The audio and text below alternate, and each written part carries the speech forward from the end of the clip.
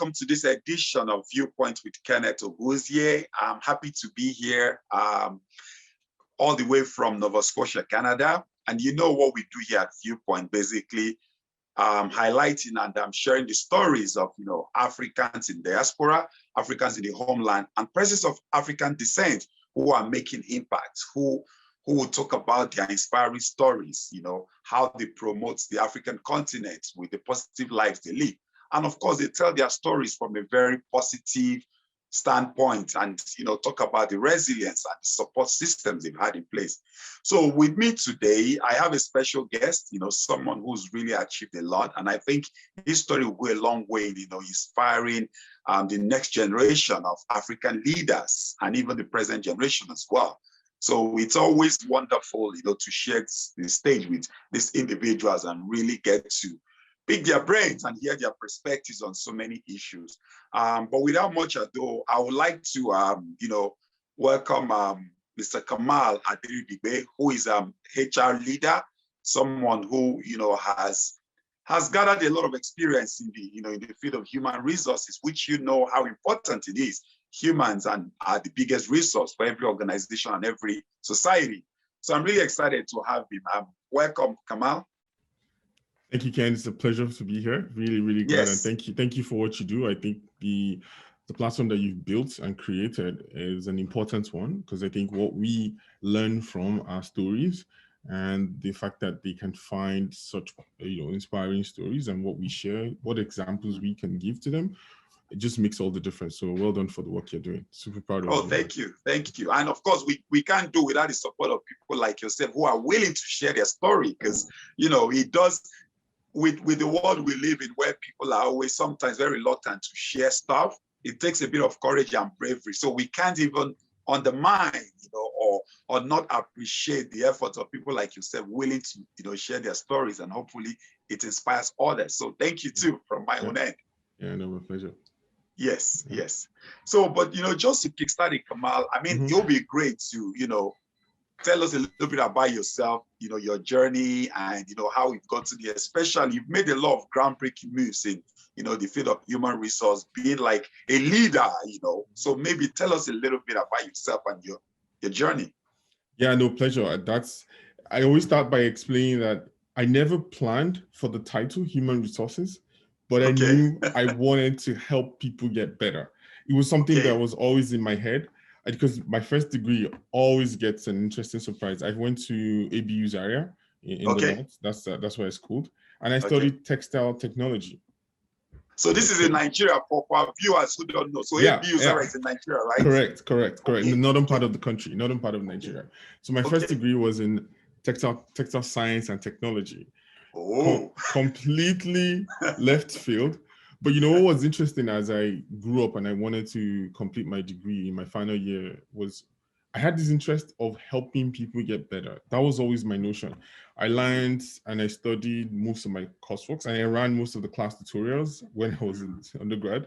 And it always helped me. It was my best satisfaction when my colleagues excelling in the exams. It was always my joy to see them do well and go, yeah, sure.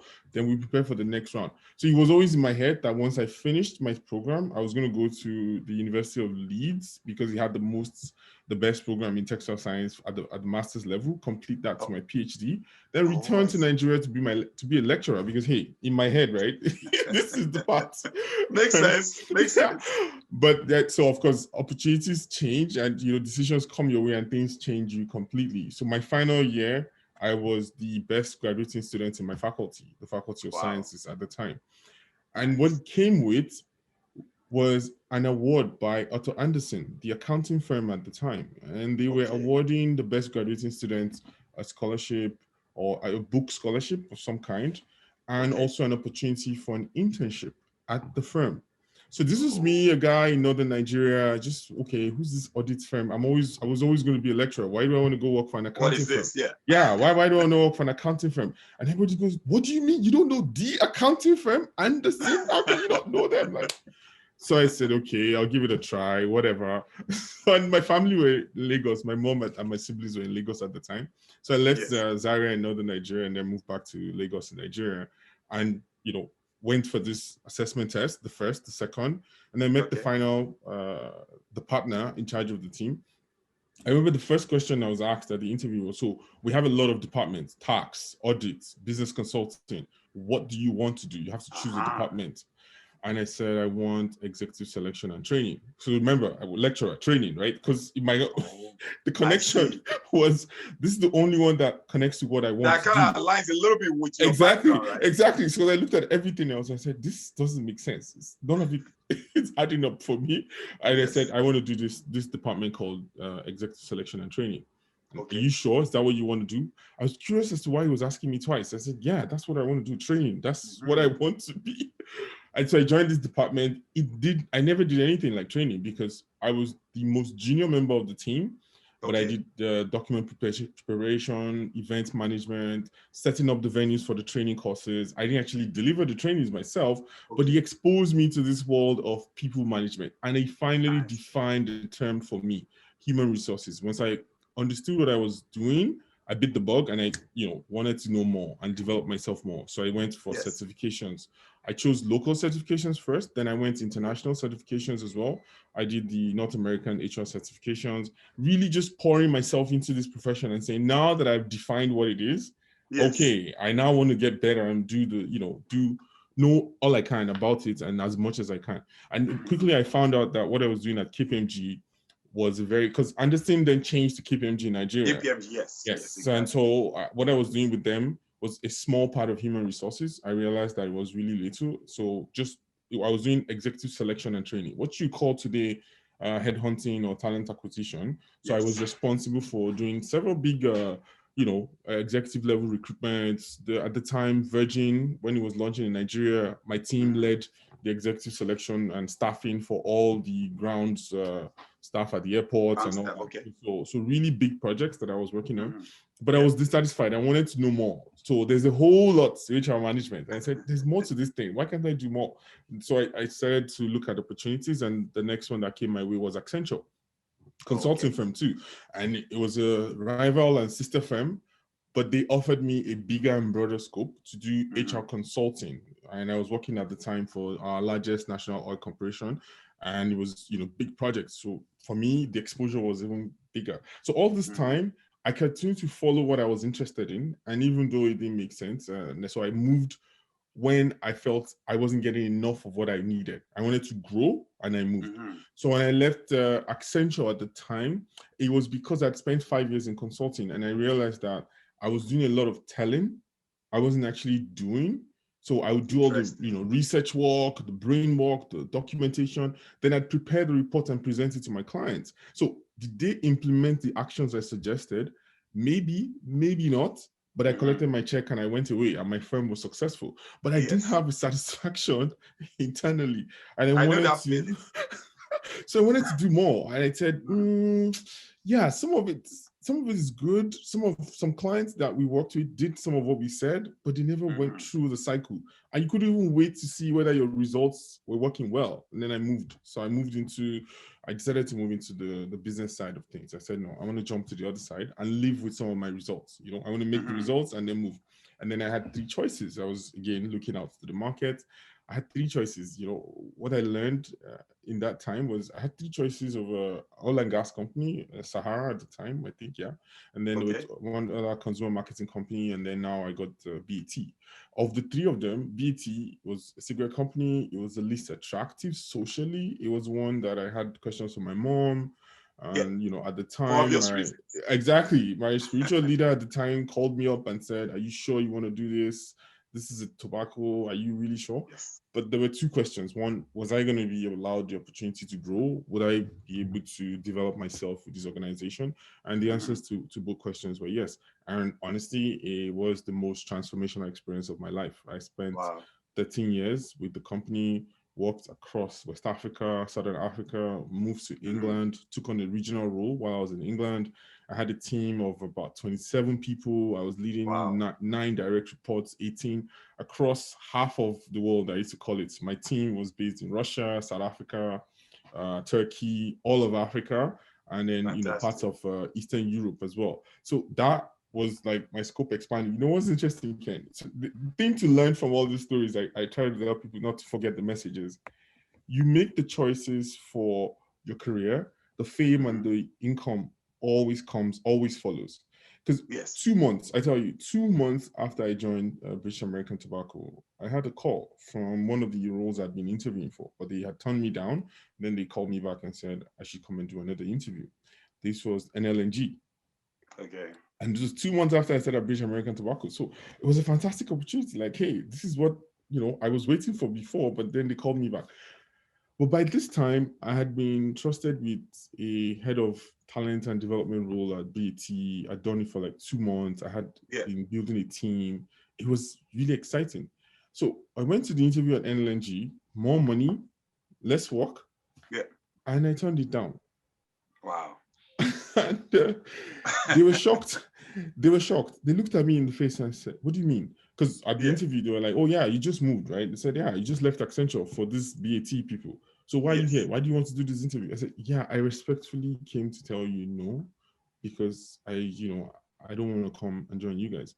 They were, at that point, their mood changed. They were like, "How would you give us?" I can imagine. It's like, how can you ignore us for these people? And you want to be a big fish in a small pond and whatnot. I know. They made all kinds of comments, but my conviction was that I tasted what I was doing at BAT. I was given a lot of responsibility, a lot of freedom to create and shape the team and the future of the roles I wanted to do. Yes. They were not going to pay me as much money as NLG for sure, but they were offering me what I wanted to grow up and be international. I mean, they won. On my first day on the job at BAT, I was in England. My first day, literally. I was already hired. Before I got hired, I'd been put on a training to go to England. It was also the week of my wedding. So they just said, okay, you know what, just try to do everything, get married, join us, travel, go for this meeting. Wow. And it ended up being our honeymoon rolled in one somehow. And I was, so these guys already trusted me with a lot of responsibility. And for me, it was more than anything that I was going to go and get an LNG. What the role at LNG was, it was going to be, actually, when I understood the job description, it was going to be the same job one of my team members was doing, one of my subordinates. So they were going to give me a role my subordinate was doing, but pay me much more than I was earning. Yes. And I looked at them and said, not quite. That was a big decision for you, though. Yeah. It was a pivotal moment, I can tell you. It was a pivotal moment. It was, and I had to explain to my, newly married wife at the time that don't worry. I know what I'm doing. Trust me on trust me. Trust me. And so, but it turned out to be the right choice, because with the accolades and the hard work at BAT, I got celebrated, got recognized. And every time I had to move, it was one of my managers that was saying, I want that guy. I want that guy on my team. Nice. I want that guy on my team. I want that guy on my team. Same thing when we're in England and we decided to move to Canada. It was a personal choice at the time. We were saying, we want to migrate because of our kids. We want to also, have the benefits of living abroad. Yep. And I decided to quit the organization. They were shocked. They were like, why would you want to leave? This is, you're on fast track to something bigger and better. And I said, well, I want to do this for my family. And they offered to help me out. So after I landed in Nova Scotia, in Canada, we stayed for a few weeks. And so one of the managers I'd worked with in England, she had moved to the office in Montreal and found out that Kamal is in Canada, he's jobless. What? How can Kamal be in Canada and I don't know about it? No, exactly. It's like, no. I want him on my team. And then she gives me a call and said, look, I think I might have something for you, but it's on a contract basis. Do you mind? I'm like, yeah, sure. I mean, I landed in Halifax. I didn't have a job yet. So I said, yeah, sure, I'll come and give it a try. And, the rest is, as they say, history. I joined her team, made moves. And sadly, last year, just before the pandemic, I was offered the chance to return to England to take on another role. But this time, yeah. Whoa, no, you're not going nowhere. I know. Of course, we didn't know what we now know about the rates of how the pandemic would hit. But it was, again, another moment that I chose my family. Yes, of course. What was important to me. I think I'd say, I chose what was important to me. And, more than 13 years ago, when I made the choice not to join LNG and I joined BAT, it was more because I believed that I could grow my career with this organization. Now, it was no longer about career growth. It was about the development and growth of my family. So I said, no, I turned that down. Correct. And so we decided to stay back in Montreal. And, a couple of months after I left, I joined the organization I now work with as a VP in HR, which essentially means I work as one of the business partners supporting the several teams within the organization. And so I work a lot with the office in Montreal and the office in New York. And so there's a lot of collaboration between the two locations. So, and, still enjoying what I do every day, waking up, looking forward to logging in and helping my team. Yeah. Yes. I mean, fantastic. Wow. I mean, your story is really motivating. It's inspiring. And, one thing I really enjoyed listening to this first part of your story is the fact that I'm always intrigued by not just decisions, but the principles guiding those decisions. That's what, for me, I think that's the most important takeaway, especially when we do this sort of discussion, because I say to people, not because Kamal did ABC means that you should do ABC, but understand what was his thinking, so that if you find yourself at that point in your career or your business, understand that these are very important guiding principles that you can then apply. And, I see how those principles guided every step of your decision and how they probably guide your decisions going forward. So it's amazing listening to, this story. No, absolutely. You have to have something, otherwise you fall on nothing. So exactly, it was so. And to be honest, looking back, it's sweet to tell. It wasn't always sure. I mean, it wasn't always sure. Even 12 months ago, or just over 14 months ago, when I turned down a 6-figure, multi-pound offer to stay in Canada, it wasn't sure. I didn't make it saying, oh yeah, I know what tomorrow is going to be like. I definitely know what the next future is. But it was back to, but if I make this choice for this reason, will I live with myself comfortably knowing that, again, I've destabilized my family? Absolutely. Moving them around so many times in so many few years. And what are we building for them? My kids are becoming fully bilingual by staying here in Quebec. And, to switch all of that up. And my wife has now started her career. She's doing really well. Yeah. It just felt uncomfortable. Yes. And once that inner gut feeling was so uncomfortable, so once I said no, imagine, it was interesting. Once I said no, I felt so much peace. I know, absolutely. It was like just saying no. It made like so much sense. Like, okay, yeah, then let's deal with what comes next. And we did. I agree. And there are tough, challenging decisions which you have to make at different points in time, and more will come, definitely. More will come. But I think the key thing is just understanding your priorities, which actually changes as you progress, because maybe 25 years ago it's all about the money and all of these pieces. Now the priorities changes. The Maslow's hierarchy of theory. Maslow's hierarchy, as well is there. So, it's all these small pieces coming together that really guides you, But I was going to pick on something, and which is typically one of the things I ask here. So in terms of challenges or barriers, which, I mean, your story is a little bit different because it is not different per se, because you still face some challenges, especially when you move here from, from another country, and then you have to navigate, you have to find ways to prove yourself and let someone believe in you. So what sort of challenges did you face, and how did you really find ways to navigate through them? Excellent question. So first of all, leaving Nigeria for England was the first mindset shift challenge. So I was taken in a role, and it's like one of those to whom much is given, a lot much more is expected. So I was selected as this golden boy, moved into England. Pressure. And leaving the country, it was, you're the forebearer. Okay, we've had people go for short stints before. You're the first true expatriate to go and be in England. And I was the first African to hold the role that I was given. I was the first Black African to literally, they brought from home country into the head office in England to lead this regional team. And as much as you're awed by that responsibility, you never let it get to you, okay? Because but you're aware of the sense of duty as well that you need to do. And then the thing that was at the back of my mind was, look, you cannot mess this up for who's coming next. You better Absolutely. do well so they can bring the rest of your team.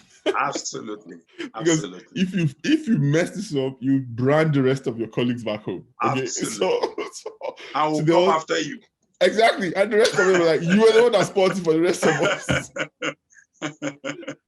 That existed. Honestly, it was a mental thing, and it was always a constant refrain at the back of my mind, even as I worked on the team in England.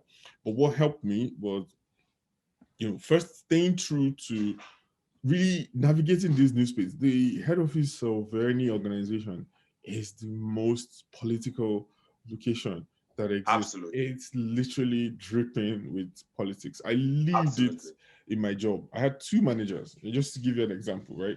I just telling you their nationalities will make you laugh, and you understand my challenge, right? Yeah. One was female and Russian. The other one was male and German. Oh wow. So Interesting. I can't even imagine how that. Yeah. So I had to navigate a German who wanted things done in a particular way, and then a Russian who also had her own mind. And sometimes I couldn't read her emotions on what she wanted. Yeah. So I had to figure it out, or ask questions, or understand, okay, what's going on behind that thought. And sometimes in the middle, they have conversations behind me, and then they give me instructions that are totally different from what they was want. Oh my God. So what tactics I ended up doing, one solution to that challenge was get them both in the same room at the same time. Yes. The calendars were crazy to meet up with, but I forced the meeting to happen, and then I just sit and just watch them talk. And I take my notes, and then I come out of that meeting and say, okay, so we agreed this is what we're going to do. Yes, Kamal, okay, so fine, yes.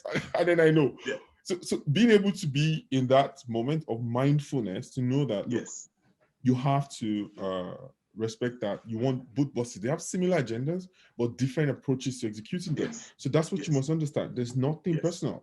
It was just about the work. Understand that. And then I had teams that were Turkish, Ukrainian, Russian, South African, of course, Nigerian, also my fellow colleague, a Nigerian, and then North African, and 2 Middle Easterns as well. Different landscape. So culturally, I had to learn about them, learn who they were, spend time with them. Yeah, spend time with them, understood the strengths of each of them. I knew the teams or individuals in the countries that wouldn't give me problems, and the ones that were new and I needed to spend more time with. So it's a challenge of building a team that were not, today it's normal to build a globally dispersed team that everybody's working on Zoom and things like that. 5-6 years ago, it was not normal at all. And so my choice was to consciously build that. I'd spend time. I brought my team to England. They met with me. We had a workshop session. Then as they went back, I would spend time with each one of them, working individually to try to know them. So that helped me get through. And of course, relationship building will be my, my biggest strength from coming out of England. And so moving to Canada, to your question about challenges, Canada was completely unprepared. So in my mind, having conquered the Nigeria-London switch, I was, feeling very confident. Kind of like, oh yeah. I mean, hey, look, big boy things. Exactly. Completely unprepared. I was so blindsided. It was unbelievable. and I really say that, I almost fell down because I left London coming to Canada expecting that, global international organization. Yes. In my team in England, I just described it to you. It was like United Nations. Everybody was from everywhere. It was there was never any tribe or group trying to be dominant over another one. Yes. But I came to Canada and I came to Montreal, and I had to understand the whole French English thing. And I'm like, whoa, this is so different. I know. This is so different. So I know. It was same company, but totally different culture. Totally different, of course. And understanding the what they say, the Canadian context is so crucial to anyone coming. Don't make assumptions. Don't make assumptions that you know what's going on or what will. As you go into the office every day, be aware that you will come across as being different.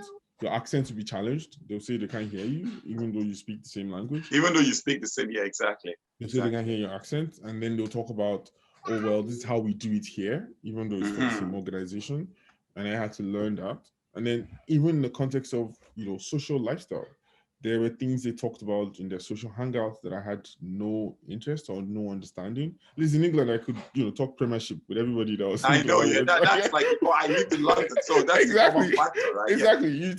You talk football every day, but here it was harder to get into the social context. And the Yes. winter was another shock to the system because there was no Yes. social relationships. You can't even meet people. And for a very long time in the neighborhood we lived in, we're not just the only Black people, we're the only Nigerians. I didn't know anyone. I didn't know anybody in Wow. Montreal. So conquering that and finding, reaching out to people on LinkedIn that I discovered they were living in the city, connecting with them, finding a local church that my wife and I go to, our kids Yeah, found some. which is always important. Yeah. Those things help to stabilize us socially. But in the corporate workplace, I tell you, it was tough. It was tough. It was really difficult. My most significant challenges was that comprehension of purpose and being able to break into established sort of sub cliques, and they existed because they were all previously formed. People that went to high school together, they grew up together, were on the same hockey team, they were on the same soccer team, they come to the same workplace. There's a way they interact and relate that you can't force your way into. And sometimes some conversations were completed completely in French before I found out about it. And I was just at the end of the conversation. I'm like, oh yeah, you now need to do this. I'm like, why? Well, what happened there? Yeah, well, we discussed it with this other person. Some of them in one case, I actually went up to the manager and said, you know what? If you really want me to do my job well, you're better off talking to me first. You go talk to my manager. Yes. Yeah, you can get it done, but she's going to come to me. Yeah. And so I'm still going to be so one what's to the get. Point? Oh, just talk to me. Oh yeah, and he went, sorry, Kamal, my bad. I'll come to you all the time. And he never went back to my manager. He always talked to me. So one action is sometimes to confront the issue by speaking to that challenge and say, hey, look, don't cut me out of the conversation. I need to be in it to if I'm going to be the one solving the challenge, then I better be leaning on it from the beginning. Exactly. So I think those are some of the things that I found out helped me conquer those types of challenges. Yeah. Mm-hmm. I mean, and I wanted to go back to something. I mean, you mentioned a lot about. So I'm just thinking in terms of, I mean, from my own background, like HR background too, which I do have, and I understand something, but it's very interesting, this concept of, heading a team that is like spread out across. So these teams are going to be dealing with a lot of day-to-day issues. Some of them ties into the local culture. There's a lot of nuances. And sometimes they would reach out to you for direction.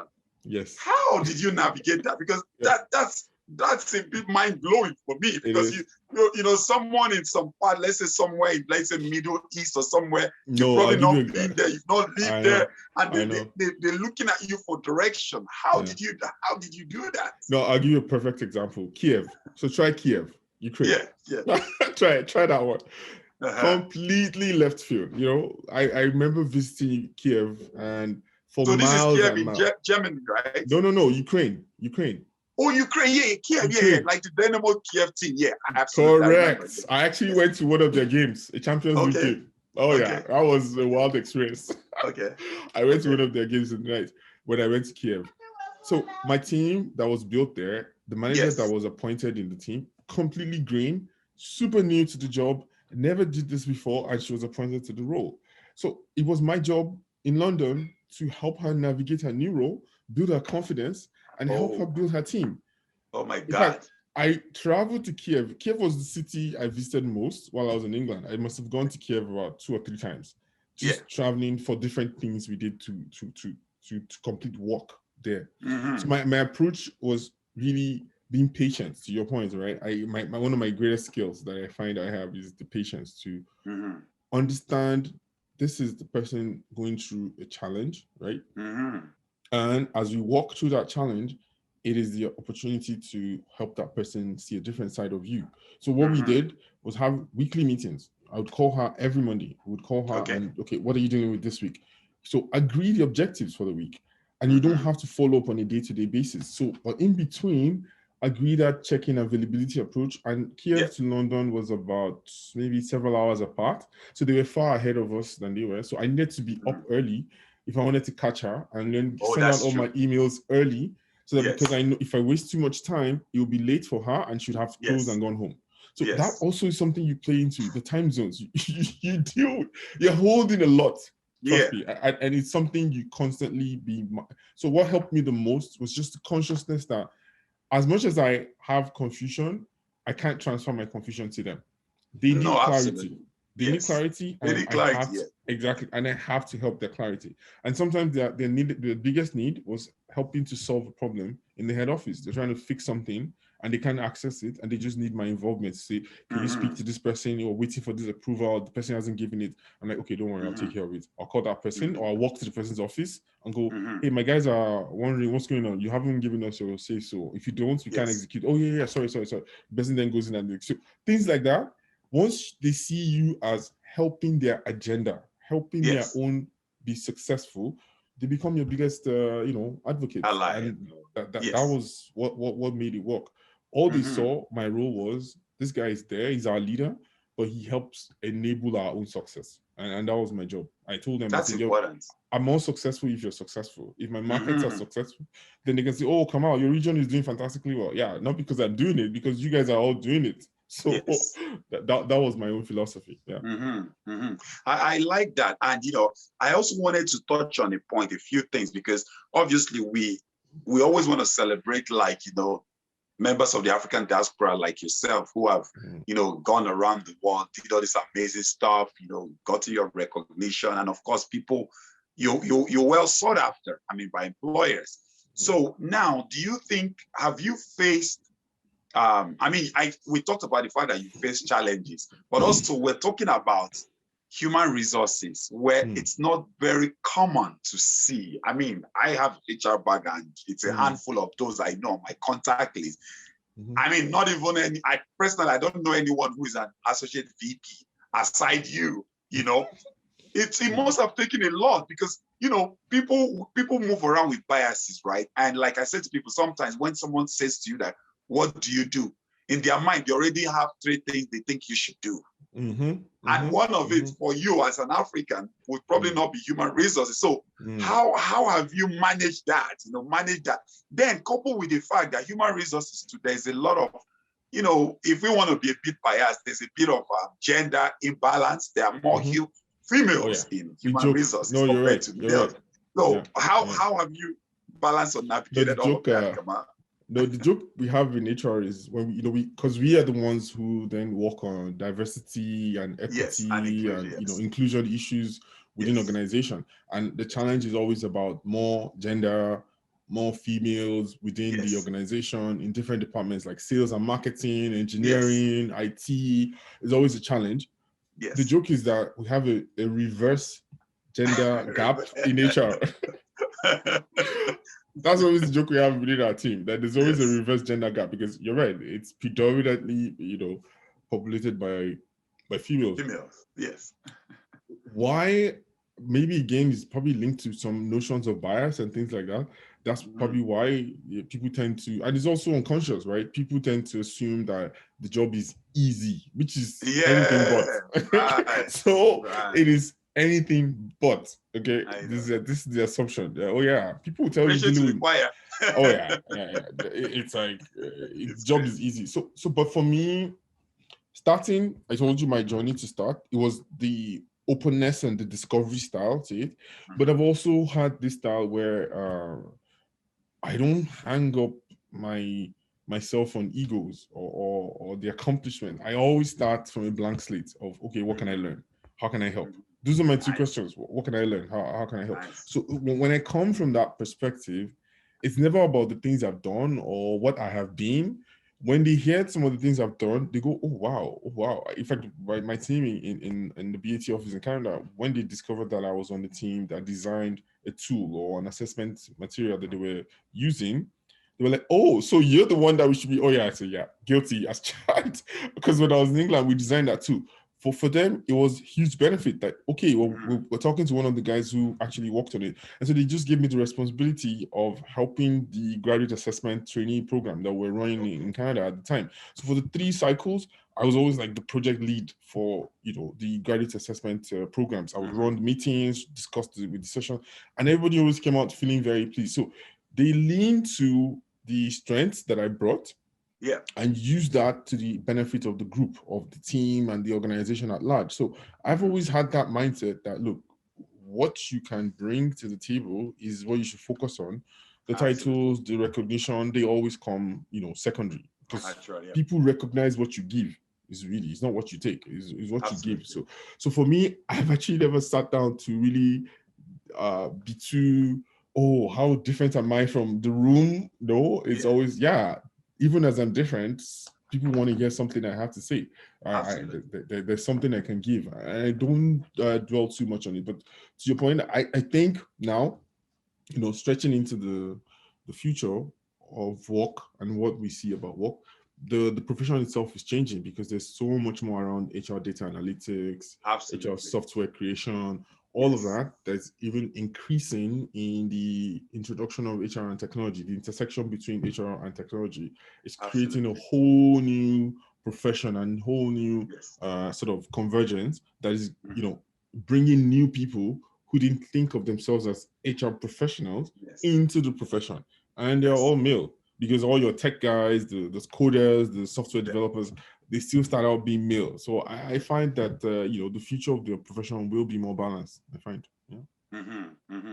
I mean, I agree. You know how things change very rapidly. And, right now, especially when you bring in technology into the space, technology intersecting with healthcare, with human resources, with engineering, with all of these pieces. So that way, it naturally would help diversify the workforce and dilute some of those roles which have been traditionally dominated by one gender over the other, right? So I think you make a great point there. But I want to bring it back to the motherland now. I always like to bring it back to the motherland. And I remember having a conversation with, the HR director of the company, in one of the countries in Africa, and we're talking, and, he was telling me about some of the issues they've had and how they were, and I had to be blunt with him at one point. I said, based on what you told me, you don't have HR department. This is an admin. You have an admin department that does HR functions, because I was like this.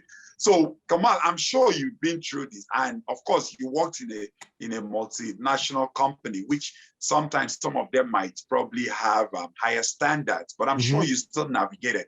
Where are we with human resource as a function in the continent? And what do you think, what do you think are opportunities that we could harness or improve upon? So from the way we recruit, from diversity and inclusion, which I am very passionate about, and all the other pieces. What are your thoughts? That's a great question. I always say, when I was in my role back in England, and even now, that I still do some work supporting some people back home on the continent, and in Nigeria in particular. We had a phrase of how we deployed our content, or the work we did. It was, we called it, we shortened it to GLOCAL, but essentially it meant globally aligned, locally relevant. And localized. Yeah, globally aligned, locally relevant. It was the phrase. We wanted to keep the principles of how we did things across the world the same, but we didn't want it to be so diluted that we didn't think that in a local context it was difficult. One simple example: the assessment tool that we built. It was something that was a case study, and in one of the case studies, there were several case study materials that we had. One particular one talked about alcohol. For my colleagues in the Middle Eastern country, they couldn't, even though they weren't actually using that product, of course, they were not going to touch the case study at all, because it meant that they were going to simulate a meeting that you were the head of a wine company, and there were all of you around the table were all leaders of a wine company, and then the wine company had issues. So did we force them to use it? No, we couldn't. It was just not possible. They were not going to use it, and we said, okay, fine.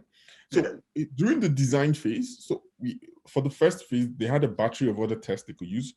In the end, we went for a product neutral tea. We went tea.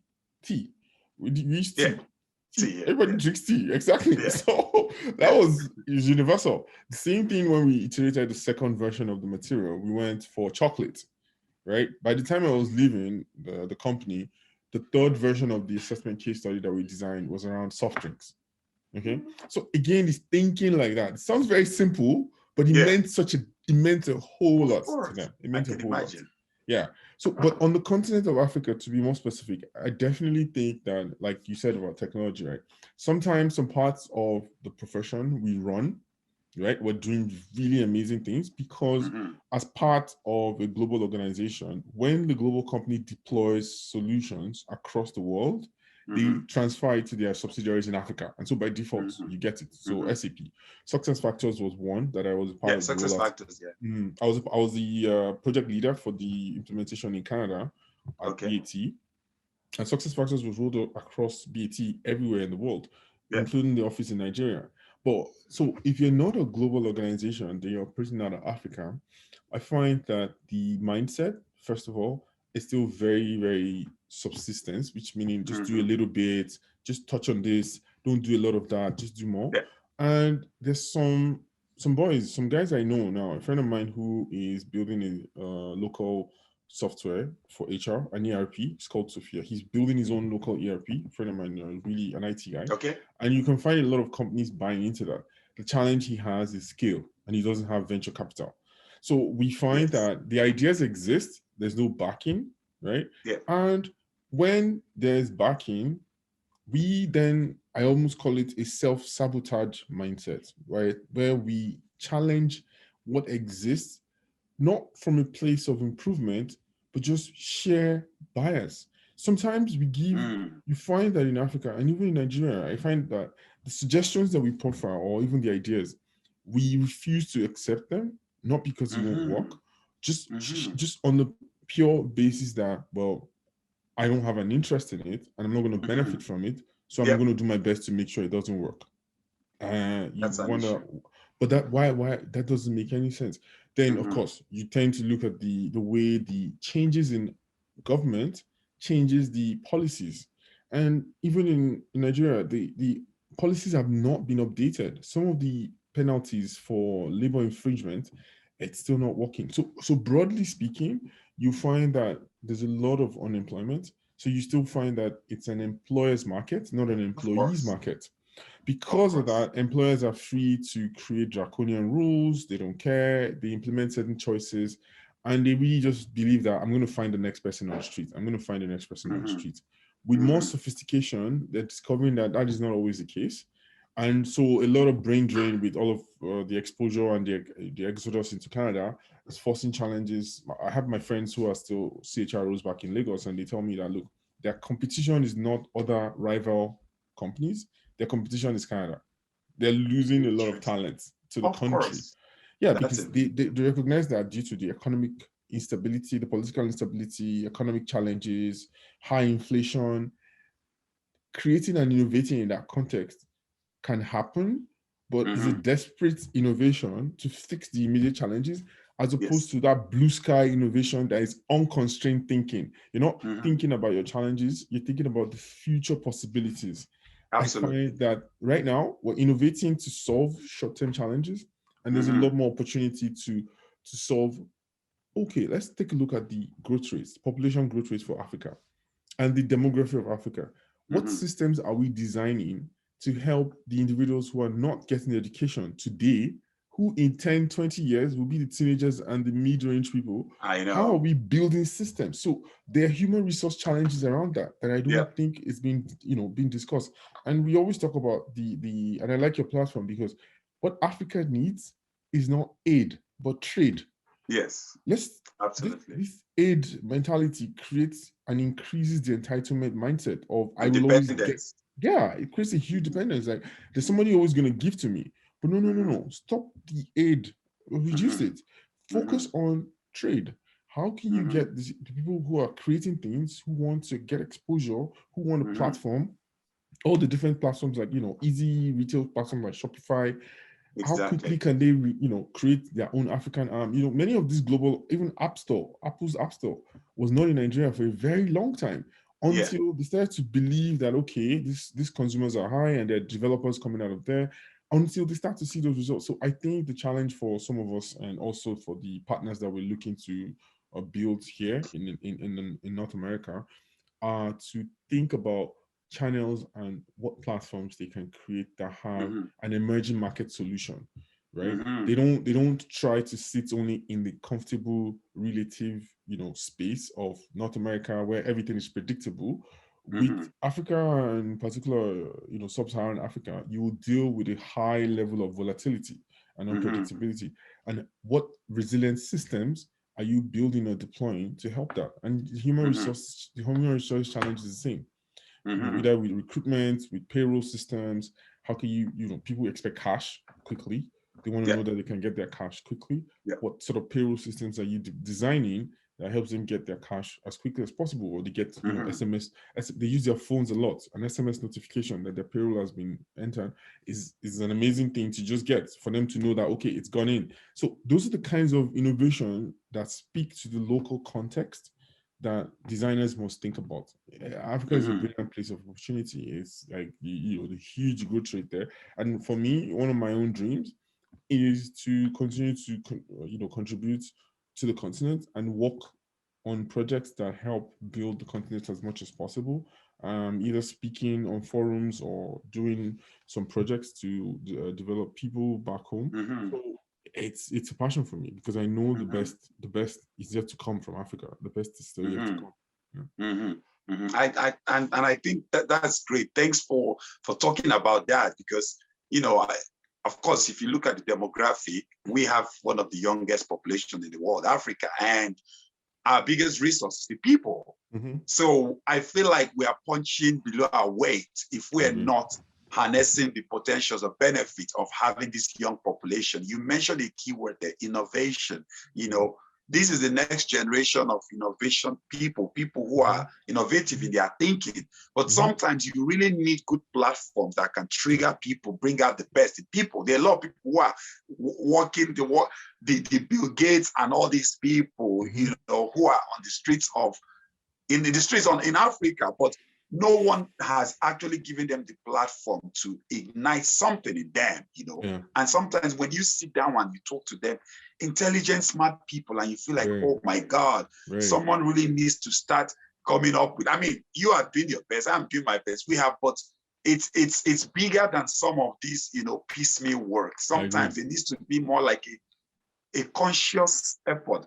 It takes us to leadership, of course. Every time we talk, it still ends up with leadership, which I say, please don't ruin my mood with that, because it's a whole conversation on its own. We will not live here today. I'm telling you. But I agree with you.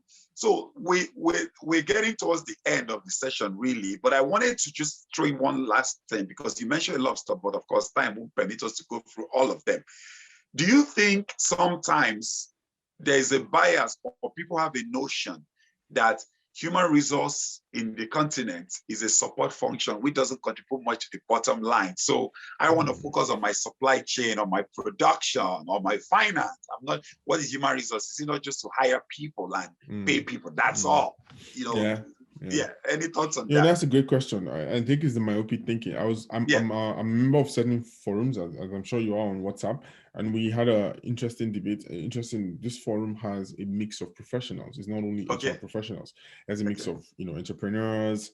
It has technology people, finance people, and one of the senior business leaders made a comment about, HR needs to prove that it deserves a seat at the table. That always gets to me. I know. I see the way you did your eye roll right now is exactly how I felt in my room reading that. I'm like, again, we're back to this seat at the table conversation.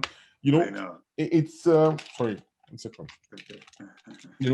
This conversation about HR deserves a seat. What do you mean by deserve? You don't tell any other person that around the table that they deserve a seat at the table. They deserve to ask for their seat at the table. So I go, okay.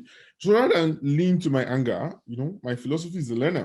I'm a lifelong learner. Exactly. So I say, so what does that look like? What does the seat at the table for HR look like? How can HR show they deserve a seat at the table? And this guy said, okay, I'm going to come back to you, Kamal. I'm going to come back to you. Went away. Exactly. Let me take the time to articulate my response. Okay, I said, fine, take your time. So he comes back and he talks about some of the things that you and I are familiar with. HR needs to show that it deserves, it can support the business. HR needs to do the best at managing people. Essentially, transpose the responsibilities, right?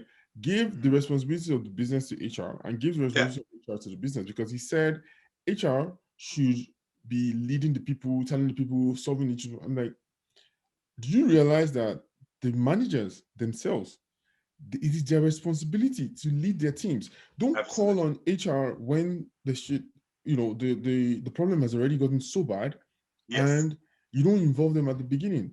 To your Yes. point, the best organizations that I've worked for, they don't start business conversations in isolation of HR. They don't. Absolutely. They start in conjunction with HR. Now, do the HR population, do the HR employees themselves, should they increase their competencies and capabilities about business understanding and knowledge? Yeah. 100%. I'm the first person Absolutely. to say that. And I said it as well in the group. I said, look, HR employees, your job is to know the business. You must Know know your how you client. make money. Yes. You Yes. must know how you make money in the organization. You should not be surprised that the business is not doing well. You shouldn't be. You should know that this business is growing. It's Yes. breaking new grounds. It's buying a new Absolutely. factory, launching a new product. You should know all that, because you should be as Yes. much interested as the True. business owner. If you're not Yes. interested, they're not going to listen to you. But Yes. the business owners and the business leaders shouldn't turn around and say HR deserves to be at the table. And that's the kind of conversation on the continent, because most people think of the people problem as the later problem, but then it Yes. becomes the now problem when it really blows up. If you ever Yes. start your business thinking of people problem as the later problem, it's going to become now very, very fast. Yes. It's going to, because you can have all the money you want, if you don't have the right individuals to lead the organization to execute your vision, it's going to fail. Absolutely. It's going to fail. And so for me, linking to your question of the role of support function, like I talked about, one, HR leaders, they need to continue to build themselves up and show their value every day, Absolutely. as they've always done, with understanding of the business numbers, helping them to see how this has a people connection. What's Yes. the impact on people? Whenever there's a business decision we're making, what's the impact on our employees? What's the impact on the workforce? What's the impact on our customers? What's our relationship with our customers? Always think about in that ecosystem. The other thing I talk about is the consciousness of business sustainability. Again, one of my forums, this one, the Nature Forum, we're discussing business sustainability, and succession planning came up. And then they talked about a research by some of the consulting firms in Nigeria on how there's like less than 30% of organizations who believe that they have a succession plan in Nigeria. I'm like, it's even probably less than that. So about 8% say they're thinking about succession plan and they have a Thinking. document. Okay. Yeah, they have a document in place, maybe more than that. So and then they compare it to Asia. 78% of the companies in Asia say they have a succession plan and they have implemented actions related to that. 78% can. So that is a brilliant Wow. role That's for huge. HR to play. That's huge. Yeah. Exactly. Just look Yeah. at the gap. So that's why we think about companies that you and I knew when we're 4 and 5 year olds. Now, as old as we are, we can't think of those companies. We can't, because they no longer exist. I know. And that comes down to, how can HR help them? HR has a fundamental role to play as Yeah. the guardian and the architect of building a sustainable business organization and transforming that into the people plan. Because if you have a business plan, you say, I have a 5-year business plan. Okay, where's your 5-year people plan? It must be Yes. side by side. You cannot have a Absolutely. 5-year business plan without a 5-year people plan. And then Absolutely. you work it every year. Every year you have a business review. You track your profit and your losses. You look at your balance sheet. You do the same for your people. Where's my profit and loss on people? What's my balance sheet? How many assets do I have? How many liabilities do I have? From people point of view, when you think about your business like that, it grows and it definitely builds sustainability. That is a role you need your HR managers to play. Yes, you Absolutely. will make your decisions, but you need the HR people on your side to be the architect of that. And I said Absolutely. to what I said is, do you know part of why it's also reduced in responsibility and profile is the significance, the policies of the government and the local landscape plays on it.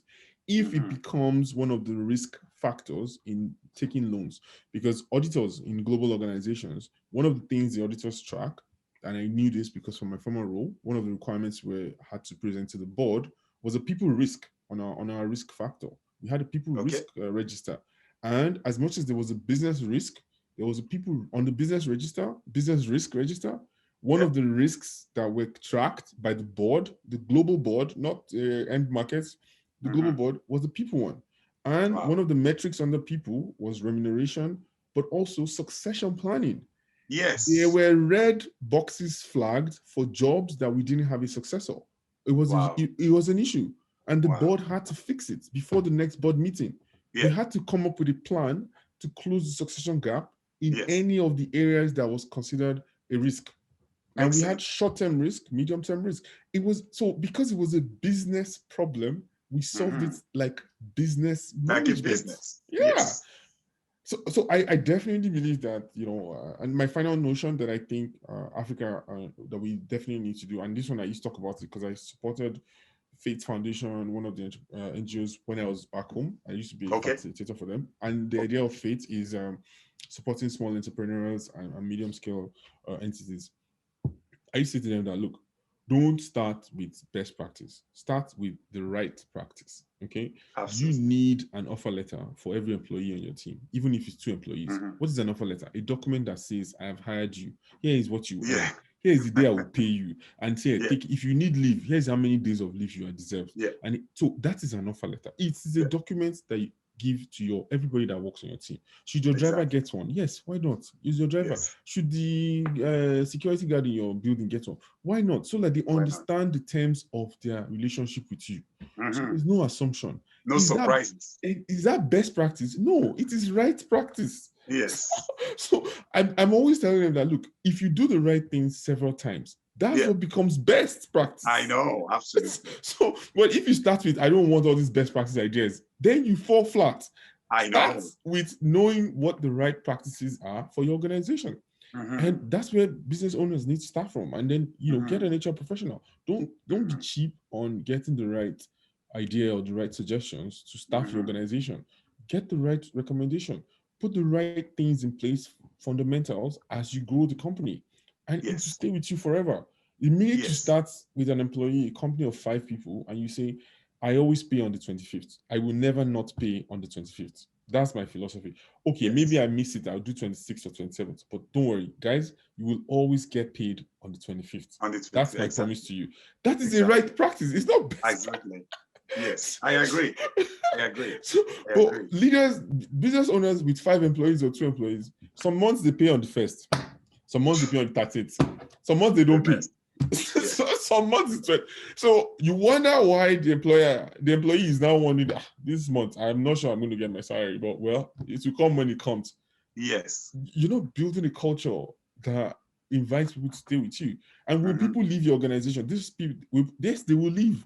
But when they leave and they think about how you treated them, they will always refer people to come and work for you. Yes.